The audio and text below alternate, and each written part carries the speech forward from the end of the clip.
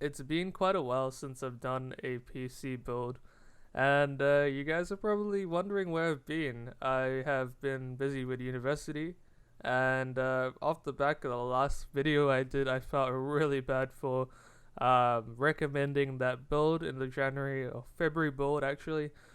And the reason was because the prices was just getting so absurd. I'm like, oh my god, how do I even give you guys a build? It's like almost impossible. I think the best thing would have been to probably say don't build a computer, but I never got around to it. So here's the build. Here's the warning now. It's really expensive to build a computer in New Zealand right now, as it is probably most of the world right now as well. But I'm gonna be giving you a comparison in this March build, or April build ish, of how prices have gone so out of control and how absurd they are in comparison to 1.5 months ago. I mean, seriously, these prices are not good. They are terrible. It is a really bad time to build a computer in New Zealand.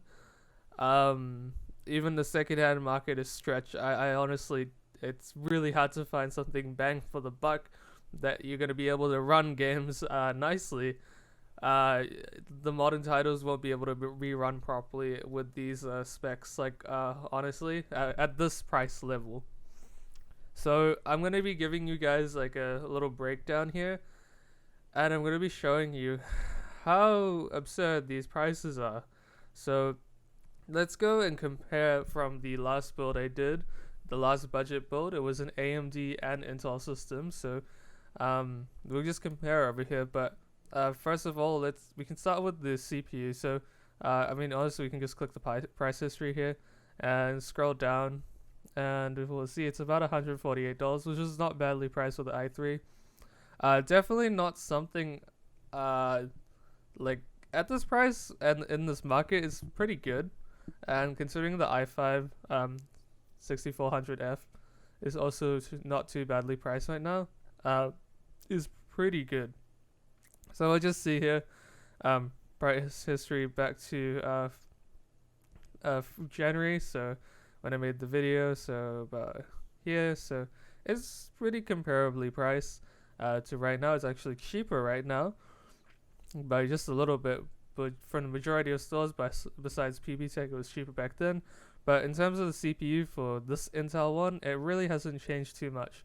And honestly, I haven't seen too much change in the CPUs in New Zealand, and their pricing. They've kind of remained about the same because we kind of peaked at pricing, honestly, with them a little while ago.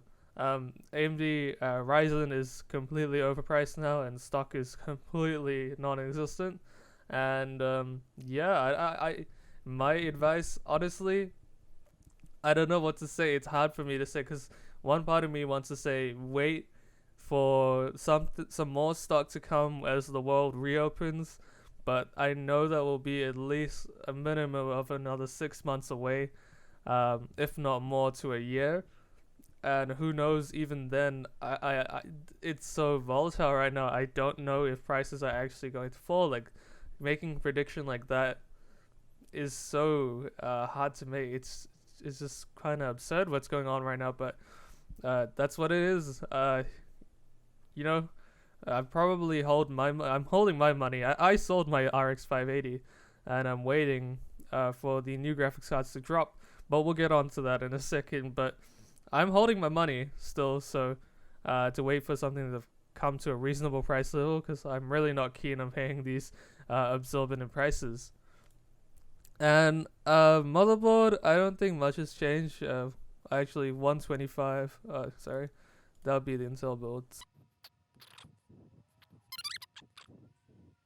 So, motherboard. Actually, this one actually went out of stock, so I'm not doing a straight comparison. So it's not exactly fair. But we can clearly see for an H410 MA micro ATX board. That's all it means. It was about $140 back then. Some people charge $150, but it's about $157 is the cheapest one right now. And we'll just go into it and look at it. So yeah, $157 from here and $149 from Playtech, but they're out of stock. $164.99 from PB Tech. So I mean, yeah, you could see a comparable rise, probably not as extreme as other components, but we'll check the other stuff now. So RAM is over here. So 130, 135, 137. Comparable increase. There are sales and stuff. RAM, I haven't seen too much of an increase. This is kind of an increase though. About $30 increase. 25 $30 increase. So yeah, I mean it is a slight increase in general components overall. I can't remember when I did that build if there was a sale going on, but yeah, it's super expensive even with Easter sales and end of year sales with the financial year coming to a close. Yeah, I don't know. I can say off the bat now, this SSD is actually reasonably priced at $107. Um, yeah, RAM max for this SSD is 120, and majority 3 out of 5 here are under that. I know a lot of places have run out of stock of this one, are actually stocking the 870 Evo now. And the 870 Evo is also a pretty good SSD. You can actually check it really quick here. Just type in 870. The 870 Evo, that's the 1 terabyte. Okay, $89. Is that real? Oh, it must be on special from PB Tech. So, reasonably priced drive. This is the newer version of the 860. It just replaced it. So, I'll probably go pick this guy up. $109, I'd probably say, is a good price for a 500 gig SSD in New Zealand. I personally picked mine up for 102 from Computer Lounge. So, yeah, I probably wouldn't hold off on that one. Good price on the SSD. Pretty happy with that. And let's go over to some RAM SSD. Now this is the big kicker, the freaking graphics card, man. Holy moly. Graphics cards were also overpriced in this build, for sure. And this is even worse here. So we've got the Gigabyte RX 5500 XT, priced at about $360 to $380 from all stores back in January 29th, I believe. And that was the February build, and that was an 8 gig card. Now, a card that's comparable to it, I believe, is the GTX 1650 Super. And unfortunately, they've actually run out of RX 5500 XTs. These cards are also quite comparable to the RX 580, and they are also very hard to find on the secondhand market. But you can clearly see here that this is a cheaper card, no doubt. $319, but you're getting less performance. You get a 4 gig card. It's a GTX 1650, no super, no nothing like that, and you can see the price history on it as well. I think this one's not too bad, but you can see how it's fluctuated quite slightly between brands, and yeah, I mean, honestly, you shouldn't be paying this much for this type of card. It's quite I mean, it's a lot dated, but I wouldn't call its specs anything good, especially for this price. You could be at $300. Last year, you could be picking up something much better. Seriously, it's not a good time to buy a graphics card, especially for a gaming computer. We can just see here overall. How do we sort price lowest to highest? You can just go down here and we can see the different types of cards. The comparable card for a similar price would probably be the GTX 1650 Super, which is about $10 more than this 5500 XT, and this is the 4 gig variant. The next thing up from it, well, stock's super low as well, so just remember that. The next thing up from it will be 573, which is completely absurd, is a GTX 1660.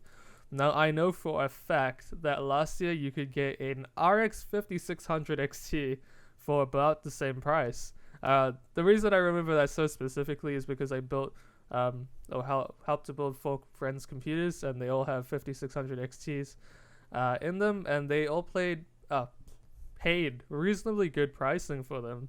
And this is absurd. So I would hold off on graphics cards. I mean, if you scroll down, you can try find one. I think they're out of stock right now though, and yeah, I mean, seriously, it's gone kind of cuckoo. Not gonna lie, out here in the computer world, uh, things are way in over their head, and it's overall just it's a crap show, honestly, to put it lightly.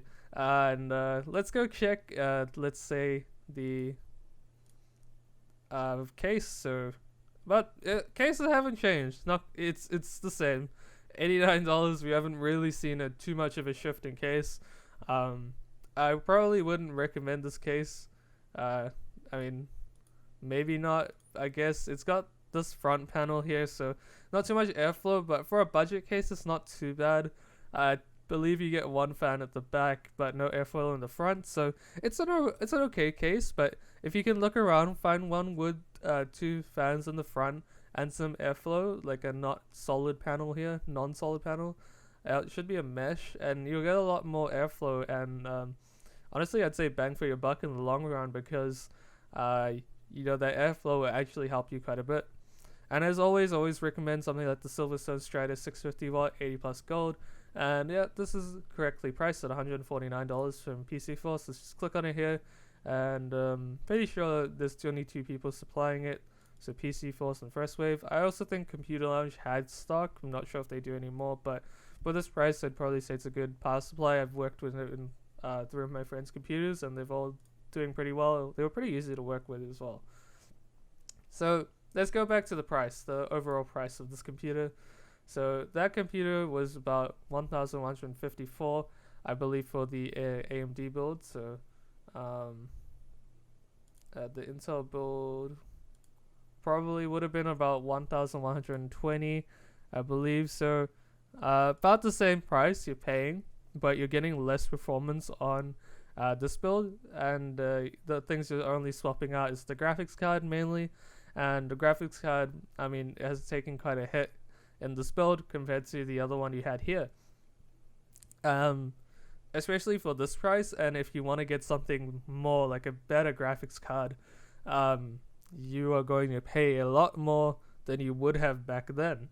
Now I'm going to give you some examples on Trade Me, and don't name or shame these people, please. I'm just giving them as examples, and if they want to charge their price, that is their fair game. I know I made a video on graphics card prices are a joke, and sheep shaggers, and made jokes about that, and scalpers, but I mean, in this type of market, when supply is low, they are allowed to charge whatever they like, and that is their choice.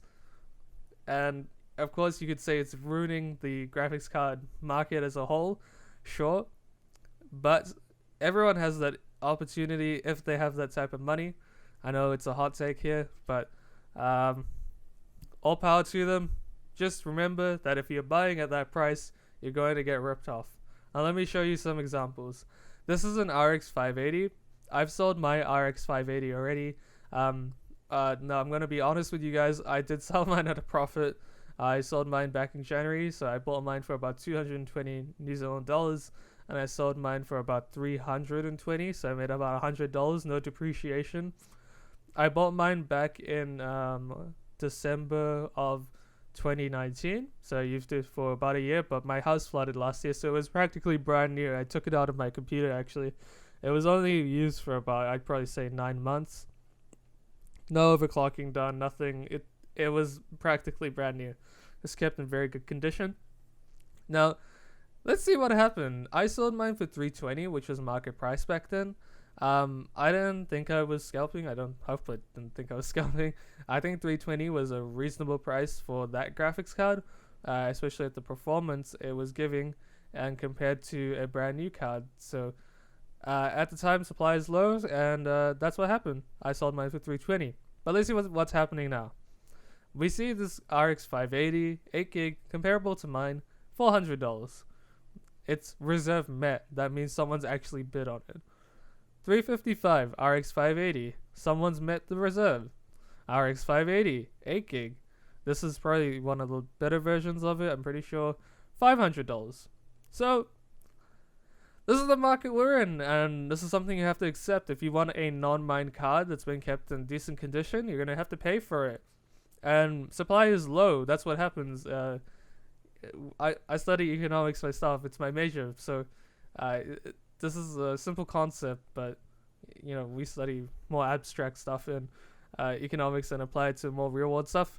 But I guess this is a good real world application as well to see what happens when this is practically, I guess, a market failure, I guess, but not really. I'd probably call this a supply shortage, a serious supply shortage. So when demand is extremely high, as it has been from coronavirus, and people wanting to build gaming computers and getting into the scene, whatever, or even upgrading from previous generations, which seems to be happening. Even I wanted to upgrade. You get a short supply, extremely high demand, and whoo, your price goes up. Yeah, so that's what's happening right now. And if you want to get a decent graphics card, you're going to have to pay for it. And would I even call the RX 580 decent? I'm not too sure about that, because this card can run games probably at low, medium, 1080p max. Like, that's like it. To be honest, like anything higher and card kind of tanks. Like it's not exactly future proof. What I'd call it. Maybe something a little bit better than this would be a little bit better future proof. But I don't know. It's just I don't know. For an RX 580, you guys are paying way too much. And if they want to charge that price, that's their choice. And I've done reflection from the past, and honestly, don't shame these people. They are making money, and that's what they decide to do. So that's their own choice. So let's go on to the retailers that we can shit on, and that's their own problem. Sorry, I swore, but probably not going to blank that up. But this is their problem. I don't care. They can charge whatever they like. These guys as well.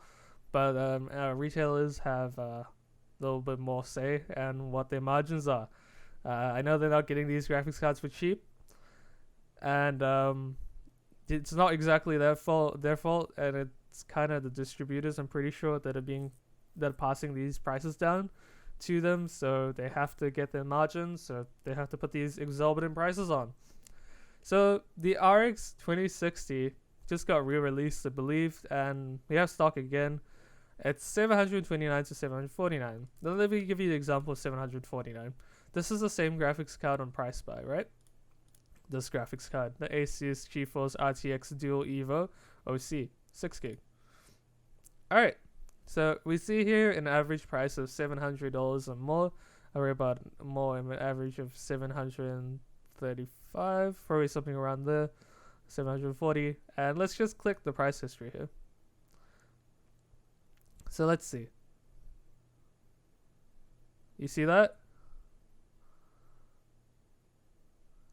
When it released, or probably, I think when it released in 2019, 877, blah, blah, blah. No stock. Came back. We have stock now in 2020. And towards the end of 2020, okay, we're doing well. Price is falling. It's doing well. Boom. 489. Wow, that's amazing. What's a dip here? I can't see what the dip is. Alright, I'm gonna skip it. I can't exactly get my pointer on it. 449 from some place in New Zealand, so that's quite amazing. And we're going up, and with prices rising again, 2021, boom, got more stock. So yeah, I mean, if you bought it last year, well done to you, because honestly, you got a bloody steal. 489 for a 2060. Holy moly, that is really good. Price performance right there. Even considering back then that you could slightly predict that prices were just gonna explode this year. And this is a 20-minute video. I'm sorry, I'm kind of rambling here, but this thing, oh my god. Ugh, I'm also waiting for a graphics card, so it kind of irritates me as well. Yeah, I am waiting for the RTX 3050 Ti. And it looks to me that price is going to be absurd for that card, considering that the 2060 is $700, I wouldn't be surprised if that guy retails in New Zealand about at 750, the RTX 3050 Ti. And I don't know, it's kind of crazy right now. If you got any of the RTX cards last year, or the RTX 3060 Ti when it released, was it this year or last? I can't remember. You got a steal. You got a real steal. The RTX 3060 is the same price as the RTX 3060 Ti when it released. So the difference in performance is actually quite measurable between those two cards, which is kind of weird, but you know what it is. But yeah, you got a steal if you got one of those cards, even the 3070 and 3080, even the 3090 from last year. You got a steal. You really did. Those prices have increased so much. And keep your card or sell it if you want to, make a profit. Maybe there'll be someone willing to buy it. And this is what happens in an extreme shortage. And yeah, when everything is just so yucky. Yeah, guys, this is my video. Of course I had to chip in eventually. Everyone else has done a video like this, so this is my one for New Zealand, I guess. Don't know if anyone else is doing this from New Zealand. I'd be happy to collab as well though. But if you guys have watched it this far, thank you guys very much for watching. Make sure you go and check out wisetech.org for latest post reviews and much more. I'll see you guys there at wisetech.org. But yeah, I just wanted to say this. Thank you guys very much for watching. I can see that you have increased the watch hours on this channel. We've almost reached 3,000 watch hours, which is quite amazing. We're at 723 subscribers as well. So I can see the continued support there. I know most of you don't like the weekly unboxings, but that's the best I can do to keep the channel going. It's really hard to make videos like this very often. It's quite time consuming when you make three a week or something like that. That's what I was doing in the holidays. My holidays is coming out in a few days now, so in the next 2 weeks you will probably see more videos come out, and that's just to help the channel grow. And I can definitely see you guys watching the videos. Thank you guys very much for that support. And yeah, I will continue with the weekly unboxings as always, even though they're not exactly what the channel wants. I can clearly see in the analytics that you guys want builds, you want PC stuff, you want PC related stuff, and I don't have that much money, so the weekly unboxings you see is stuff I either wanted or have saved up a long time for. So yeah, it's hard to buy PC stuff because I need other things as well. But as much as I will, whenever I upgrade my computer to a mod or something, I will try my best to film that and put it on YouTube for you guys to enjoy. So again, thank you for the support. Have an awesome day. Stay safe, stay healthy, and I'll see you guys in the next video. Bye.